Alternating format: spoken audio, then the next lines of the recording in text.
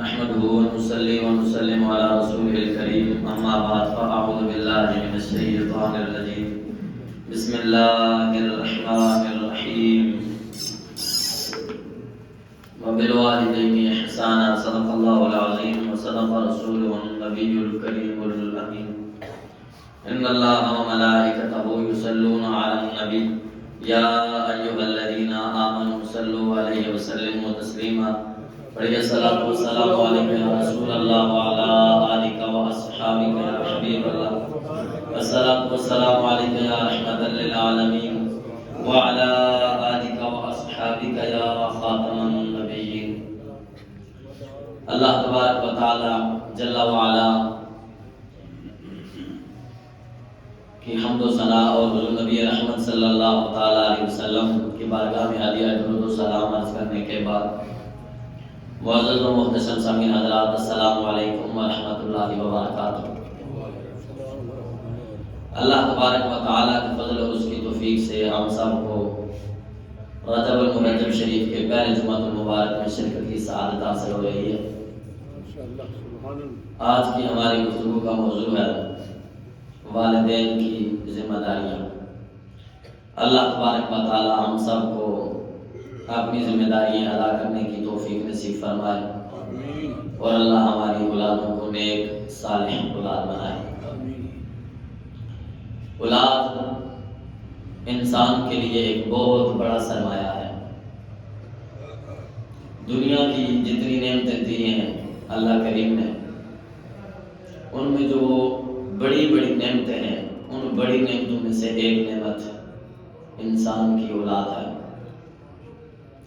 یہ مالک کی مرضی ہے، وہ کسی کو بیٹا دے بیٹی دے، لیکن اولاد کا ملنا، پھر نیک اولاد کا ملنا، یہ اللہ کی بہت بڑی نعمت ہے۔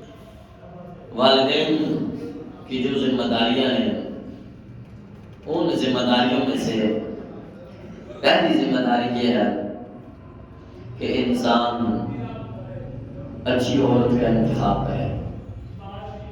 اعلیٰ حضرت فاضل گریب رحمۃ اللہ علیہ نے جو والدین کے ذمہ اولاد کے حقوق لکھے ہیں، ان میں پہلا حق یہ لکھا ہے کہ اچھی عورت کا انتخاب کرنا، چونکہ یہ پوری زندگی کا معاملہ ہوتا ہے۔ تو اس وقت انسان جوانی میں ہے تو وہ نہیں خیال کرتا کہ میرا مستقبل کیا ہونا ہے، تو انسان کی ذمہ داری بنتی ہے وہ اس وقت اپنی حیوانی خیالات میں ان کو غالب نہ آنے دے۔ اس وقت اس چیز کو دل و دماغ میں بٹھائے، ذہن میں بٹھائے کہ یہ ایک آدھ دن کا فیصلہ تو نہیں ہے، یہ میری پوری زندگی کا مسئلہ ہے، تو مجھے کسی اچھی خاتون کا انتخاب کرنا چاہیے۔ اس سلسلہ میں نبی اکرم شفیع معظم صلی اللہ تعالی علیہ وسلم کا صحیح بخاری شریف میں فرمان ہے، 5090 نمبر حدیث مبارکہ ہے۔ مشہور صحابی حضرت سیدنا ابو ہریرہ رضی اللہ تعالی عنہ اس کے راوی ہیں۔ آپ فرماتے ہیں نبی اکرم صلی اللہ تعالی علیہ وسلم نے فرمایا، تنکح المرأة الا لاربع، تنکح المرأة لاربع، سبحان اللہ، کسی بھی عورت کے ساتھ نکاح 4 وجوہات میں سے کسی ایک وجہ سے کیا جاتا ہے۔ کوئی بھی عورت جب کسی عورت سے نکاح کرتا ہے تو ان 4 وجوہات میں سے کوئی ایک وجہ اس کے پیش نظر ہوتی ہے، کسی ایک چیز کو سامنے رکھتا ہے کہ میں اس وجہ سے اس عورت سے نکاح کرنے لگا ہوں۔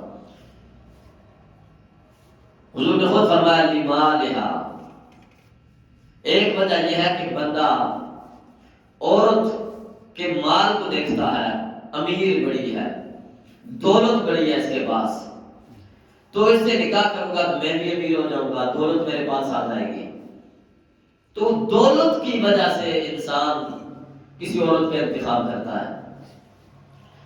دوسرا فرمایا وَلِحَسْبِهَا، یا انسان اس کے اعلیٰ خاندان کی وجہ سے اس کے ساتھ نکاح کرتا ہے کہ چونکہ اس عورت کا خاندان بڑا ہے تو بڑے خاندان کے ساتھ میرے تعلقات قائم ہو جائیں گے، تو اس وجہ سے اور باقی جو بڑے خاندانوں کے فوائد ہوتے ہیں وہ میزبینڈوں کا، تو کسی عورت کا انتخاب کیا جاتا ہے۔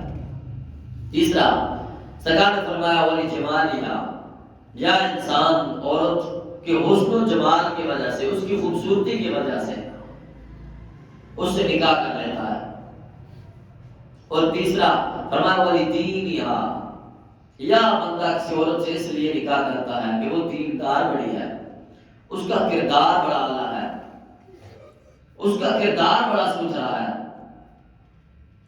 تو اس کے کردار کو دیکھ کر، اس کے اخلاقیات کو دیکھ کر، اس کی شرم و حیا کو دیکھ کر، اس کی دینداری کو دیکھ کر اس لیے بندہ نکاح کرتا ہے۔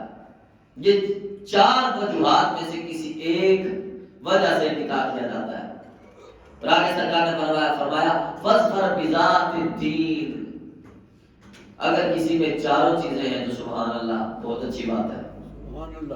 اگر 3 ہیں تو پھر بھی بہت اچھی بات ہے، اگر صرف 2 ہیں تو پھر بھی ٹھیک ہے، لیکن سرکار نے فرمایا جو پہلے 3 ہیں نا، دین اور مالدار ہونا، اس کا اعلیٰ خاندان ہونا، اور اس کا حسن و جمال ہونا، اگر ان تینوں میں سے کہیں کمپرومائز کرنا بھی پڑتا تو کر لو، لیکن جو چوتھا ہے فاظفر بذات الدین، سرکار نے فرمایا اس کی دینداری میں کمپرومائز نہیں کرنا۔ اگر عورت کا انتخاب کرنا ہے تو یہ تمہارے ذمہ لازم ہے کہ اس کی دینداری کو دیکھو، اس کے اعلیٰ اخلاقیات کو دیکھو، اس کے ستھری کردار کو دیکھو۔ کیا فرمایا ساری بات یادا کا، اگر ایسا تم نے نہ کیا، چوتھے پہ کمپرومائز کر لیا کہ دیندار نہیں تھی لیکن خوبصورت بڑی چیز کے لیے نکاح کر لیا، دیندار نہیں تھی خاندان والی تھا نکاح کر لیا، اخلاقیات اس کے کردار ستھرا نہیں تھا لیکن مال کی وجہ سے اس سے کر لیا نکاح، فرمایا ساری بات یادا کا، تمہارے خاک ہاتھ میں خاک آلود ہو جائیں گے۔ کیا مطلب؟ فرمایا کل تمہیں بڑی شرمندگی اٹھانے پڑے گی، جب اس کا کردار اچھا سامنے نہیں آئے گا، پھر اس کا حسن و جمال جو ہے پتہ نہیں کیا کیا برائیاں لا سکتا ہے، اس کا مال کیا کیا برائیاں لا سکتا ہے، اس کا اعلیٰ خاندان تمہیں مات دے سکتا ہے۔ اگر پہلی 4 کوالٹیاں آخری کے ساتھ ہوں تو بہت اچھی بات ہے، لیکن اگر پہلی 4 جو 3 ہیں ان میں سے 1 2 یا تینوں ہی نہیں ہے لیکن چوتھی ہر حال میں ہونی چاہیے، سبحان اللہ۔ یہ ایسی کوالٹی ہے، ایسا اعلیٰ وصف ہے، اگر وہ اخلاقیات اچھے ہیں، اس کے دیندار اچھا ہے تو نہیں اعلیٰ خاندان کی، لیکن جب وہ اپنی اولاد کی تربیت اچھے کرے گی، اس کی اولاد کو لوگ کہیں گے یار کتنی اچھی ماں کا بیٹا ہے، اس کی ماں اچھی تھی اس لیے اس کا کردار بڑا اعلیٰ ہے۔ اگر وہ خود نیک پارسا ہوگی، نہ پہلے مالدار تھی، کوئی بات نہیں، رب کی اس کی برکت سے گھر میں روٹ کے لے آئے گا، اس کی برکت سے رب رزق دے گا، اگر اس کا کردار اچھا ہے، کردار ستھرا ہے۔ اگر وہ تیسری اس میں جس کی وجہ سے برکتیں آنی ہیں، جس کی وجہ سے اولاد کا خاندان اعلیٰ بننا ہے، وہی اس میں کوالٹی نہیں ہے تو پہلے ہی اگر وہی تو پھر محدود ہی رہے گی، اس تک بات ختم ہوگی، آگے پھر جو ہے نا جو نسل چلے گی ان کو وہ جو ہے سارے اوصاف اور ساری خوبیاں نصیب نہیں ہو سکیں گی۔ تو یہ پہلا حق ہے، ذمہ ہے کہ اچھی عورت کا انتخاب کیا جائے۔ اب نکاح ہو گیا تو اس کے بعد دوسری ذمہ داری یہ ہے کہ رب سے اولاد کے لیے دعائیں مانگی جائیں، دعا مانگنا رب سے اولاد کے لیے، یہ نبیوں کا طریقہ ہے، یہ مالک کی مرضی ہے۔ سورہ شورى 25 بارے میں فرماتا ہے یَهَبُ لِمَن يَشَاءُ إِنَاثًا وَيَهَبُ لِمَن يَشَاءُ الذُّكُورَ أَوْ يُزَوِّجُهُمْ ذُكْرَانًا وَإِنَاثًا وَيَجْعَلُ مَن يَشَاءُ عَقِيمًا۔ یہ وہ مالک ہے، کسی کو چاہتا ہے بیٹے عطا فرماتا ہے، کسی کو چاہتا ہے صرف بیٹیاں دیتا ہے، کسی کو چاہتا ہے دونوں بیٹے بیٹیاں دونوں کی نعمت دے دیتا ہے، اور کسی کو چاہتا ہے کچھ بھی نہیں دیتا۔ لیکن والد کے ذمہ، والدہ کے ذمہ یہ لازم ہے کہ وہ اپنے رب سے دعائیں مانگیں۔ حضرت زکریا علیہ السلام کیا کہتے ہیں؟ رب لا تذرنی فردا وانت خیر الوارثین، سبحان اللہ، اے اللہ مجھے تنہا نہ چھوڑنا، مجھے بہترین وارث عطا کر۔ یرثنی و یرث من آل یعقوب، اے اللہ مجھے ایسی اولاد عطا کر جو میری وارث بنے، آل یعقوب کی وارث بنے۔ اور اس میں ایک بڑا نقطے والی بات ہے، یرثنی و یرث من آل یعقوب، ایسی اولاد دے جو میری وارث بنے۔ حالانکہ حضرت یحییٰ علیہ السلام اللہ نے عطا کی ان کی دعا پر زکریا علیہ السلام کو، یحییٰ علیہ السلام کو کیا وراثت ملی؟ یعنی کہ مال کے لحاظ سے تو دیکھیں انبیاء کرام کی مختلف قسمیں، کچھ انبیاء وہ ہوتے ہیں جو بڑے امیر ہیں گزرے ہیں، جیسے حضرت سلیمان علیہ السلام بادشاہ تھے، اور کچھ وہ پیغمبر ہیں جنہوں نے فقیروں والی زندگی گزاری ہے، تو یحییٰ علیہ السلام فقیروں والی زندگی گزارنے والے نبیوں میں سے ہیں۔ سبحان اللہ۔ تو اصل کیا مانگ رہے تھے حضرت زکریا علیہ السلام؟ اے اللہ مجھے بیٹا عطا فرما، بیٹا بھی وہ عطا فرما جو حضرت یعقوب علیہ السلام کی علم کی وراثت آئی ہے، ان کی کردار کی وراثت آئی ہے، ان کی دین اور شریعت کی وراثت آئی ہے، وہ اعلیٰ کردار کا مالک ہو، سوتھرے کردار کا مالک ہو، وہ نبوت کا جو فیضان ہے اس کا وارث آ کر بنے۔ یعنی اولاد مانگنا، اور پھر نیک اولاد، اصل اولاد ہوتی وہ ہے جو نیک اولاد ہوتی ہے، جو اولاد نیک نہیں ہے وہ تو اولاد ہی نہیں ہے۔ دیکھیں حضرت نوح علیہ السلام کا بیٹا، جب حضرت نوح علیہ السلام نے اسے دعوت دی آخری وقت میں بھی، تو اس نے کہا میں یہ اتنا بڑا جودی پارا اس پہ چڑھ جاؤں گا، مجھے کون سی کمی؟ تو سورہ ہود میں 22 پارے میں حضرت نوح علیہ السلام کا وہ فرمان کوٹ کیا، قال لا عاصم اليوم من امر اللہ الا من رحم، اے میرے بیٹے آج کچھ بھی نہیں بچنا، جس پر رب کا رحم ہوگا آج وہی بچے گا۔ یہ طوفان کی طغیانی دیکھ رہے ہو، یہ لہریں اور موجیں تم دیکھ رہے ہو، کچھ بھی نہیں بچنا، آ جاؤ۔ بات کرنے جس نے کہا نہیں نہیں کچھ بھی نہیں ہے، کیا وہ وحال بینہم الموج فکان من المغرقین، اللہ کہتا ہے جب اس نے نہ مانی بات تو وہ طوفان کی موجیں تھی وہ درمیان میں آ گئی، حضرت نوح علیہ السلام اور اس کا جو بات کا تعلق تھا وہ کٹ گیا، فکان من المغرقین، غرق ہو کر تباہ و برباد ہو کر رہ گیا، ختم ہو گئی اس کا کام۔ اور کیا ہوا کہ حضرت نوح علیہ السلام نے اللہ کی بارگاہ میں عرض کیا، اللہ تیرا میرے ساتھ وعدہ تھا کہ تیری آل کو میں بچاؤں گا، لیکن میرا بیٹا تو غرق ہو گیا ہے۔ اور یہ بات یاد رکھیں، نبی کی بیوی کافرہ ہو سکتی ہے، ایسا ہو سکتا، لیکن ایسا کبھی بھی نہیں ہو سکتا کہ نبی کی بیوی کا کردار ستھرا نہ ہو، یہ کبھی ممکن ہی نہیں ہے۔ پوری امت یعنی کہ کئی پیغمبر، نوح علیہ السلام کی بیوی کافرہ تھی، لوط علیہ السلام کی بیوی کافرہ تھی، نبی کی بیوی کافر تو ہو سکتی ہے، کافرہ ہو سکتی ہے، لیکن بد کردار نہیں ہو سکتی۔ یعنی یہ 100% کنفرم بات ہے کہ وہ حضرت نوح علیہ السلام کا ہی نطفہ تھا، لیکن رب نے کیا کہا، قال یا نوح انہ لیس من اہلک، میرے نوح یہ آپ کی حال تھا ہی نہیں۔ کیوں نہیں تھا؟ حالانکہ یہ تو بات اتفاقی ہے، تھا ہی ان کا نطفہ۔ قال انہ عمل غیر صالح، اس کا کردار ستھرا نہیں تھا، وہ نیک نہیں تھا، اس کے پاس تقوی کی دولت نہیں تھی، ایمان باللہ کی دولت نہیں تھی، اس لیے اس کا کردار ستھرا نہیں تھا۔ قال یا نوح انہ لیس من اہلک، اس لیے اصل اولاد وہی ہے جو ہم معاشرے میں چھوڑ کر جائیں تو معاشرے کے لیے وہ ایک اعلیٰ کردار بن کر ثابت ہو۔ اگر اعلیٰ کردار نہیں بن سکا، وہ کیا جس نے اپنے والدین کے لیے بدنامی کا سبب بننا ہے، جس نے والدین کے نام پہ دھبا لگوانا ہے، وہ جو ہے نا حقیقت میں وہ اعلیٰ کردار نہیں، وہ اولاد نہیں ہے۔ تو اس لیے یہ والدین کی دوسری ذمہ داری ہے۔ قرآن میں اللہ کے پیغمبروں نے رب ہب لی من الصالحین، حضرت ابراہیم دعائیں کرتے ہیں، زکریا علیہ السلام دعائیں کرتے ہیں، اللہ ہمیں ایسی اولاد عطا فرما جو نیک ہو۔ اولاد نیک ہی ہوتی ہے جو ہر زندگی کے ہر موڑ پہ کام آتی ہے، لیکن ہمارے ہاں یہ کمی ہے، ہم اپنا سب کچھ اپنی اولاد کے لیے قربان کرتے ہیں، سب کچھ قربان کرتے ہیں، لیکن ہماری اولاد ہمیں کیا صلہ دیتی ہے؟ ہم کہتے ہیں ہمارے بچے کا مستقبل بنے، یہ وکیل بن جائے، یہ ڈاکٹر بن جائے، یہ انجینئر بن جائے، لیکن جب وہ وکیل بنتا ہے، ڈاکٹر بنتا ہے، پھر کہتا ابا جی آپ جو ہے نا میرے جب دوست بیٹھے ہوتے تم نہ آیا کرو اس وقت. وہ وکیل درجے کے میرے دوست بیٹھے ہوتے ہیں، تم ایسے چادر اوڑی ہوئی ہے، بوڑھے سے ذمہ دار آدمی آ جاتے ہو، میری بےزتی ہوتی ہے، میری بےزتی ہوتی ہے.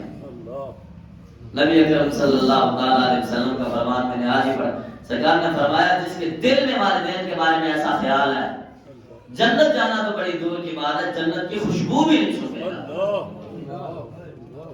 یا جو اپنے والدین کو اتنا والا سمجھتا ہے، اس نے اپنا خون جگر پگھلایا، انہیں پڑھا کر کہاں تک پہنچایا. اور آپ کو کہتے ہیں نہیں جو ہے نا یہ بوڑھے نے کیا پتا ہے، ہم جو ہے نا باپو شاپو بن کے ہمیں پتا ہے کہ کیا کیسے زمانے کے حالات ہیں.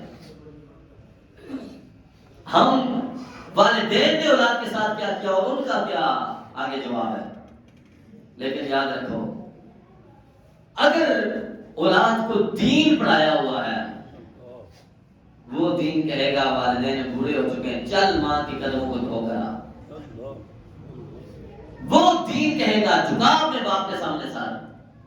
یہ دین کی پاور ہے. دین جو ہے نا وکیل ہو، ڈاکٹر ہو، مفتی بن جائے، علامہ بن جائے، انسان کو جھکاتا ہے، والدین کا احترام سکھاتا ہے تاکہ تعلیم کرنا ہی پڑتی ہے. یہ اسلام کی طاقت ہے، یہ اسلام کی پاور ہے. دیکھیں نا وہ یہ جو بڑے ہوتے ہیں، بڑے ایم ایل اے بن جاتے ہیں، ایم پی اے بن جاتے ہیں، غریبوں کو ہاتھ نہیں ملانا پسند کرتے. لیکن اسلام کی پاور ہے. عمر جیسا بندہ ہو نا 26 لاکھ مربع میل کا حاکم، اسلام کہتا ہے اٹھا کے بولی اور غریب کے کان چھوڑ دینا. یہ عمر جیسے بندہ جسے کیسر کس طرح کامتے ہو، یہ اسلام کی پاور ہے اور کسی چیز کی نہیں. جو عمر کو جھکا دے، اٹھا اس کی بولی، حاکم بننا آسان ہے. تو یہ دین کا کمال ہے، دین کی پاور ہے. وہ جھکاتا ہے. یہ تیری ماں ہوتی ہے، یہ تیرا باپ ہوتا ہے، اس کے سامنے اس کا احترام کرنا ہے. تو یہ ذمہ داری بنتی ہے کہ رب سے نیک اولاد مانگی جائے. اب اگر اولاد ہوئی ہے تو پھر اس کے بعد اس کا اچھا نام رکھنا، اس میں بھی ہمارے اندر کمی ہے. یعنی ہم اپنے آپ کو دیکھ سکتے ہیں، یہ ہمارے لیے آئینہ ہے، ہم کتنی اپنی ذمہ داریاں پوری کرتے ہیں. ہم کیا نام رکھتے ہیں، ان کے ایکٹروں کے ناموں پہ نام رکھتے ہیں. یہ جو کرکٹر جو ہوتے ہیں ان کے ناموں پہ نام رکھتے ہیں. حالانکہ حضور کے صحابہ کے اتنے اتنے خوبصورت نام ہیں، حضور کی اہل بیت کے اتنے اتنے خوبصورت نام ہیں. تو اصل تو یہ بات ہے. حضرت سعید بن مسیب رضی اللہ تعالیٰ عنہ کہتے ہیں کنز الاموال میں 36,993 نمبر حدیث مبارکہ ہے. کہتے ہیں کہ میرے باپ جی نے بیان کیا، انہوں نے اپنے دادا سے بیان کیا. میرے دادا جی جب سرکار کی بارگاہ میں آئے تو اس وقت مسلمان نہیں تھے، ابھی آئے تھے. تو سرکار نے ان سے پوچھا مسمو کا، آپ کا نام کیا ہے؟ کہتے ہیں میرے دادا جی نے کہا حزن، میرا نام حزن ہے. حزن کا مطلب ہوتا ہے بڑا سخت. تو یہ کہا تو سرکار نے کہا لا بل انت سہل، تمہارا نام سہل ہے. سہل کا مطلب انتہائی نرم مزاج، نرم. لیکن وہ تو چونکہ ایک وہ سرکار کے غلام ابھی بنے نہیں تھے، تو انہوں نے کہا لا اغیرو اسمی، میں اپنا نام اب چینج نہیں کروں گا. وجہ کہا میرے باپ نے رکھا ہوا ہے، تو باپ کا نام رکھا ہوا میں کیسے چینج کروں. غلط ہے. آپ بھی کیا ہے، بعض لوگ آتے ہیں نا جب پوچھنے کے لیے، تو یہ ایک مرہا نامی ابھی چند دن پہلے کسی نے فون کیا تھا، مرہا کا کیا، اس کا مطلب ہے اکڑ تک چلنا، اکڑ تکبر اس معنی میں. تو پھر وہ کہتے نہیں چینج آپ کیسے کریں، ہم یہ تو جو ہے نا ہمارے ان کے ابا جی نے رکھا ہوا ہے. تو یعنی کہ نام اگر غلط بھی ہے لیکن اسے نہیں چینج. لوگ ایسے اس وقت بھی ایسے ہی کہنے لگے نہیں میرے ابا جی نے رکھا تھا تو میں چینج نہیں کروں گا. تو اب آگے سعید بن مسیب رضی اللہ تعالیٰ عنہ جو عظیم تابعی ہیں، یہ وہ تابعی ہیں کہ باقی تابعین کے بارے میں محدثین کہتے ہیں کہ ان کے بارے میں جانچ پڑتال ہوگی کس کی حدیث قبول کرنی ہے کس کی نہیں کرنی. یعنی وہ جب کہتے ہیں ڈائریکٹ کہیں قال رسول اللہ فرمایا صحابی کا نام نہ لیں، تو اس کے بارے میں پڑتال ہوگی. چند ایک ہیں جن کے بارے میں کہا گیا کہ بھائی جو ہے نا ان کی قبول، جیسے ابراہیم نخعی ہیں، حضرت حسن بصری ہیں. لیکن سعید بن مسیب وہ تابعی ہیں جن کے بارے میں پوری امت کا اتفاق ہے جب یہ کہیں قال رسول اللہ، اگر صحابی کا نام نہ ملے ان کی بات قبول ہوگی. اس پائے کی ان کی سقائیت تھی، اس پائے کے یہ مطلب ہے. تو یہ کہتے ہیں آپ دیکھیں کہتے ہیں انہوں نے کہا قال ابن المسیب فما زالت فینا حزنۃ بعدها، فرمایا اس دن سے لے کر آج تک ہمارے گھرانے سے سختیاں ختم نہیں ہوئی. نام وہ جو حزن جو رکھا ہوا تھا، کہا سکتی ہے کیا مطلب، یعنی اس حدیث سے کیا سمجھا ہے؟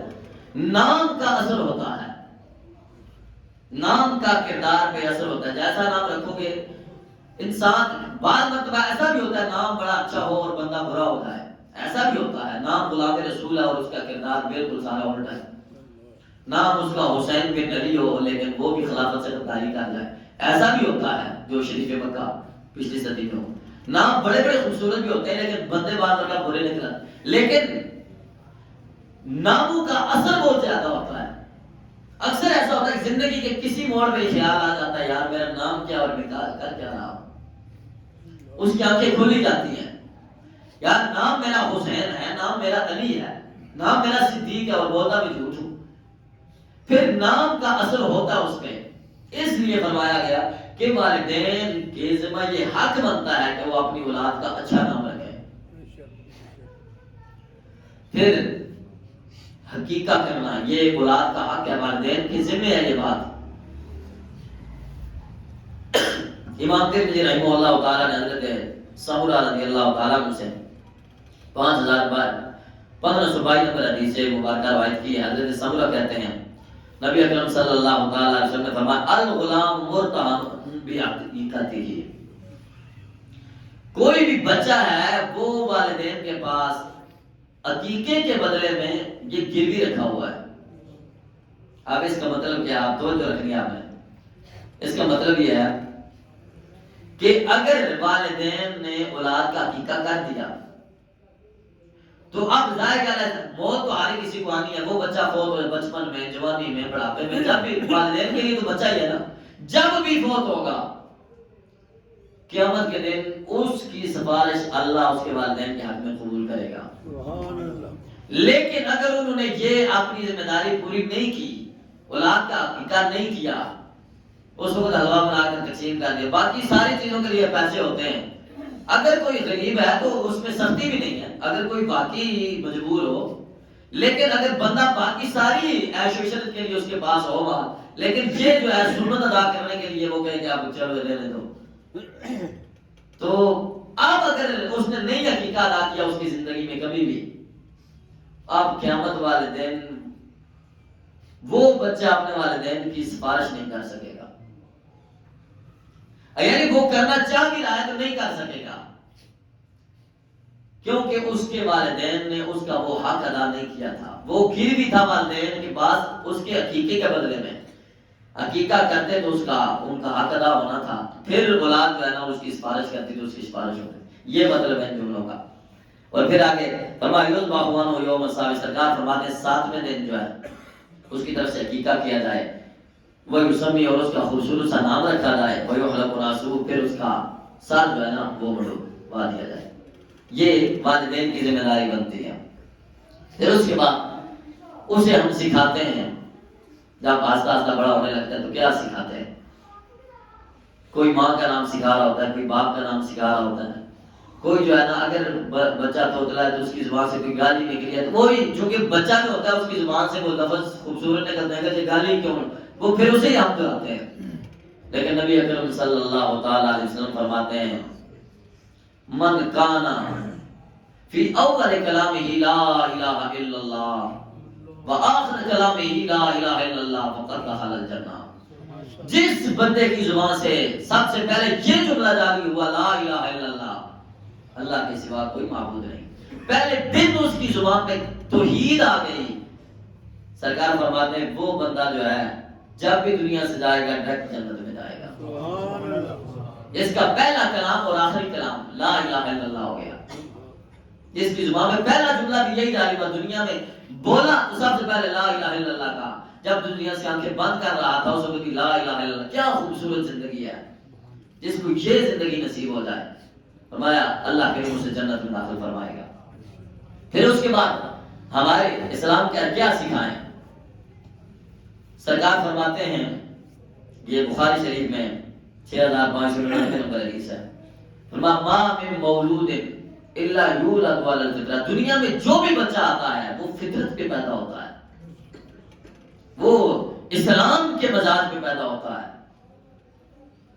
پھر کیا ہوتا ہے؟ فَأَبَوَاهُ يُحَوِّدَانِهِ وَيُنَصِّرَانِهِ، پھر اس کے والدین جو ہے نا اسے یہودی بنا دیتے ہیں، اس کے والدین اسے عیسائی بنا دیتے ہیں۔ ایسے ہی جس گھر میں ماحول میں پیدا ہوا پھر وہی ماحول والے اسے اس طرح کا ذہن بنا دیتے ہیں۔ اس کے فرمایا، جیسے سرکار نے آگے مثال دی، فرمایا دیکھا تمہارے یہاں جب اونٹ کوئی پیدا ہوتا ہے کسی کے کان کٹے ہوتے ہیں؟ نہیں، بعد میں لوگ اس کا مالک جو ہوتا ہے کان کاٹتا ہے اس کے۔ ایسے ہی جو بھی بچہ پیدا ہوتا ہے فطرت اسلام کے مزاج کے مطابق پیدا ہوتا ہے، بعد میں اگر تربیت ایسی ملی ہے تو اب وہ جو ہے آ کر نبی پاک صلی اللہ علیہ وسلم کے خلاف باتیں کرنا شروع کر دے گا۔ یہ بات کی بات ہے، اس کی سوسائٹی اسے خراب کرتی ہے، اس کا گھر کا ماحول اسے جو ہے نا اس طرح کا بنا دیتا ہے کہ وہ نبی پاک صلی اللہ علیہ وسلم کی اہل بیت کے خلاف بات کرے، حضور کے صحابہ کے بارے میں بات کرے، یا جنہوں نے حضور کے دین کی سربلندی کا کام کیا ان کے لیے بات کرے۔ یہ بات میں ماحول بنتا ہے، پہلے نہیں ہوتا، پہلے دن سے، پہلے دن سے جو ہے نا وہ فطرت اسلام پہ پیدا ہوتا ہے۔ تو اصل یہ ہے، اب جو ہے نا ہمارے یہاں یہ رونا نہیں ختم ہوتا کہ امن نہیں ہے۔ امن تو یہ ہے نا اولاد کی تربیت کی جائے، اپنی اولاد کو معاشرے کا بہترین فرد بنایا جائے، اور معاشرے کا بہترین فرد ایسے ہوگا جب بڑوں کے دل میں محبت آئے، جب سرکار کی دل میں محبت ہو، حضور کی آل کا پیار ہو، حضور کے صحاب کا پیار ہو۔ اب یہ کیسے ممکن ہے کہ بندہ ماں کا نافرمان ہو اور بڑی بہن کا احترام کرے کہ یہ ماں کی جگہ پہ ہوتی ہے، بھائی کا احترام کرے، بھائی کا یہ باپ کی جگہ ہوتا ہے، اور باپ کا جو ہے نا احترام ہی نہ ہو۔ اور بڑے بھائی کا احترام تو تب دل میں آئے گا جب پہلے باپ کا احترام کرے گا، یہ میرا باپ ہوتا ہے اور باپ کی وجہ سے بڑے بھائی کا احترام کر رہا ہے۔ بڑوں کا احترام ہے دل میں تو پھر چھوٹوں کا بھی احترام آئے گا۔ جو بندہ اتنا جری ہو جائے حضور کے صحابہ کو وہ نہیں بخشتا، حضور کے اہل بیت کو نہیں بخشتا، پھر اس سے یہ کہیں کہ اس کی وجہ سے معاشرے میں امن آ جائے گا، کیسے آئے گا؟ اس کی وجہ سے پڑوسیوں کے دلوں کے ساتھ بھی محبت کرنے لگے گا؟ نہیں، پڑوسیوں سے محبت تب کرے گا یہ جب پہلے بڑوں کا احترام اس کے دل میں ہوگا، بڑوں کی وفا اس کے دل میں ہوگی۔ تو یہ ہے ان کی تربیت کرنا، پہلے دن سے ان کی گھٹی میں یہ بات ڈالنا کہ بس یہ اس بات پہ آنکھیں بند ہیں، اللہ کی توحید پہ کوئی کمپرومائز نہیں ہے، سرکار کی ذات پہ کوئی کمپرومائز نہیں ہے، اس پہ بالکل ایکٹیو رہنا ہے، سرکار سے محبت کرنی ہے اور بے پناہ محبت کرنی ہے۔ سرکار کے اصحاب ہوں، سرکار کے اہل بیت ہوں، جس چیز کا حضور سے تعلق ہو گیا ہر اس چیز سے محبت کرنی ہے۔ پھر جب ان مقدس لوگوں کا احترام آئے گا پھر معاشرے کا آ ہی جائے گا، یہ انہیں سکھاؤ۔ پھر سرکار فرماتے ہیں، امام بیہقی نے سند حسن کے ساتھ سنن کبریٰ میں 19748 نمبر بیان کیا تھی، ابو رافع کہتے ہیں کہ میں نے سرکار سے عرض کیا یا رسول اللہ کہ جس طرح والدین کے اولاد پر حقوق ہوتے ہیں تو کیا والدین کی بھی کوئی ذمہ داری بنتی ہے یا نہیں؟ ان کے ذمہ بھی کوئی حق ہے یا نہیں ہے؟ تو سرکار نے فرمایا نعم حق الولد علی الوالد ان يعلمه الکتابہ، فرمایا جو والدین کی ذمہ داریاں ہیں ان میں پہلی ذمہ داری یہ ہے، فرمایا وہ اپنی اولاد کو کتابت سکھائے، لکھنا سکھائے۔ فرمایا وَالسِّبَاحَةَ گھوڑ سواری سکھائیں۔ گھوڑ سواری مثال کے طور اب تو گھوڑے نہیں ہیں، مطلب یہ ہے کہ جو بھی زمانے میں رائڈ سواری ہے جس کے ذریعے بندہ جو ہے دنوں کا کام گھنٹوں میں کر سکتا ہے، گھنٹوں کا منٹوں میں کر سکتا ہے، وہ اس کا اپنی اولاد کو طریقہ سکھانا، یہ چاہت ہے صلی اللہ علیہ وسلم کی۔